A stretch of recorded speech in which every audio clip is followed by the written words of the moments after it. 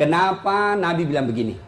Andai saja boleh manusia sujud kepada sesamanya manusia, maka istri sewajibkan sujud depan suaminya.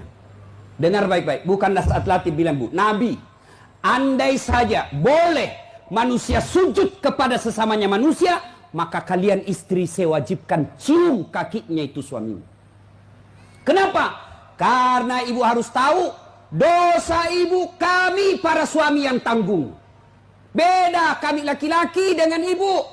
Ibu bikin dosa, ibu tidak puasa, ibu tidak sholat, meskipun suaminya ulama, suaminya penceramah, suaminya Senin Kamis puasanya, tahajud tiap malam, suaminya hafal Quran, tapi istrinya tidak baik agamanya. Kata Allah, ku ampusakum wa akhlikum narani.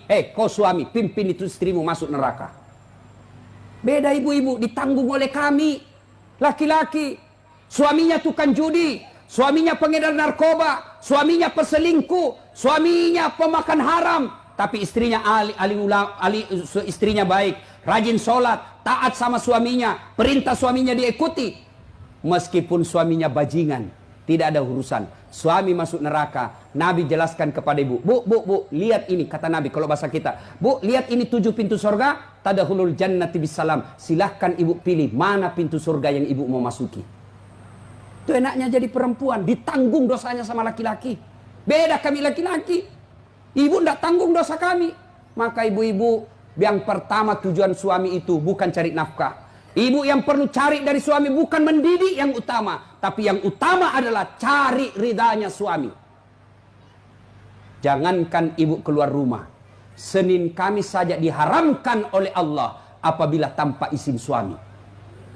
Saya ulang, jangankan keluar rumah, Senin Kamis ibu puasa sunnah tanpa izin suami, haram puasa itu, Bu. Contoh, pengantin baru, suaminya cuti 3 hari, istrinya langsung, Bang, saya puasa Senin Kamis ya. Kata suaminya, saya sengaja cuti ini karena saya mau dapat jatah siang-siang. Tidak boleh ibu puasa tanpa izin. Ya? Jelas? Jelas ibu? Jelas? Dengar lagi. Ada orang bertetangga, marah ini tetangga, lapor sama Nabi. Apa pasalnya?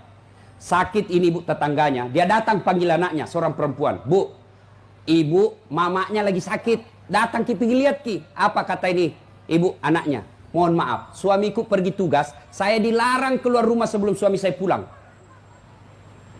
Sakaratil maut ini ibunya, datanglah ibu, sudah sakaratil maut ibumu, kau datanglah besuk dia. Saya minta maaf, saya mau sekali tapi suami saya belum pulang. Akhirnya meninggal, mau dimakamkan, datang lagi. Bu, sudah meninggal ibumu, kau datang yang terakhir kalinya. Mohon maaf, saya cukup berdoa. Kenapa? Suami saya belum pulang, saya tidak berani tinggalkan rumah. Marah yang manggil-manggil, dia pergi lapor sama Nabi. Ya Rasulullah, tetanggaku keterlaluan. Dari sakit, sakaratil maut, sampai meninggal, tidak datang lihat ibunya. Saya 3 kali datang memanggilnya. Kenapa kata Nabi? Dia dipesan sama suaminya, jangan keluar rumah sebelum pulang. Mendengar ini, apa Nabi marah?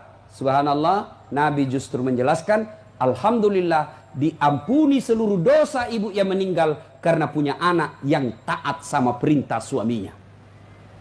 Ada ibu-ibu Bayangkari begitu sih? Ada? Yang banyak saya lihat baru 10 menit pergi suaminya juga keluar juga dia Pak. Dia tawaf satu komplek. Dia kelilingi satu komplek.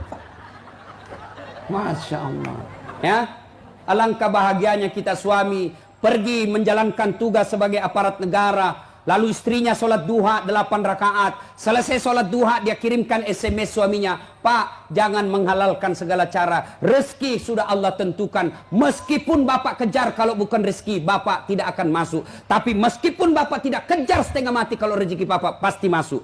Bapak jangan menghalalkan segala cara. Salam sayang selalu dari istrimu di rumah. Bahagianya itu suami kalau dapat SMS begini bu, dia kasih lihat itu semua di kantor di polsek. Lihat kau istriku, istri yang soleha. Pernah SMS begitu suaminya bu? Pernah? Paling SMS jangan lupa singgah beli gas. Masih baik kalau gas, kalau pembalut Saya pernah rasakan ini, Pak. Saya pulang takziah malam-malam, tiba-tiba mamanya SMS, Ustadz, habis pembalut. La haula wala quwata illa billah. Saya singgah di warung, saya berdoa, mudah-mudahan tidak ada yang kenal saya. Begitu saya bayar, tiba-tiba ada ibu-ibu bilang, Ustadz beli pembalut. Langsung aku bilang, biar Mi, daripada saya melahirkan, Hei Pak, Bapak juga jangan tipu suami istri. Hei Pak, jangan pernah nipu istri. Alasan rapat, ternyata pergi merapat. Saya dipanggil komandan, ini namanya istri kasihan kalau sudah lapor, komandan, lah iya Pak, silakan lari, ternyata pergi merapat. Pak, kadang saya ditanya, Ustadz kenapa pangkat golongan saya tidak bisa sekali baik Ustadz, rezeki saya bilang Bapak dosa sama istri. Gimana Allah mau bukakan pintu rezeki kalau orang yang setia menunggu Bapak di rumah Bapak khianati? Ya? Masih ingat waktu menikah? Apa kita ucapkan waktu menikah? Bapaknya bilang begini yang perempuan, saya nikahkan engkau dengan anak gadisku ini dengan mahar tunai karena Allah. Siapa yang kita jadikan mahar? Siapa yang kita jadikan jaminan? Tunai karena Allah. Kita ambil anak gadisnya orang, dihalalkan anak gadisnya orang atas nama Allah. Allah yang kita jadikan jaminan. Kapolres saja Bapak jadi jaminan. Kalau Bapak salah gunakan, dipindah Bapak, Pak, kalau perlu dipecat. Saya atas nama Kapolres ini diminta untuk, padahal itu bohong. Marah Kapolres, Pak. Apalagi Allah.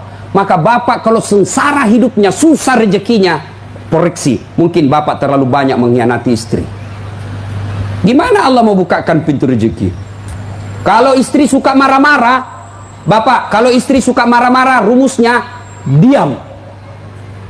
Jangan, kalau istri marah minta penjelasan, lebih diam. Kalau perlu makan obat tidur. Karena itu perempuan kalau dia sudah marah dijelaskan, tidak jalan otaknya, Pak. Apalagi kalau dia bilang pokoknya sudah diam saja, Pak. Dijelaskan tidak masuk akal, sudah dijelaskan tidak ungkit lagi yang 10 tahun yang lalu. Kenapa dulu? ini semua ini. Sudah lewat 7 tahun masih tidak ungkit-ungkit lagi. Pada dia bilang sudah minda mi berhenti mak bertengkar itu dulu. Maka lebih Bapak minum obat tidur. Kalau dia ngomel, Pak, maklumi saja. Kenapa? Dengar baik-baik.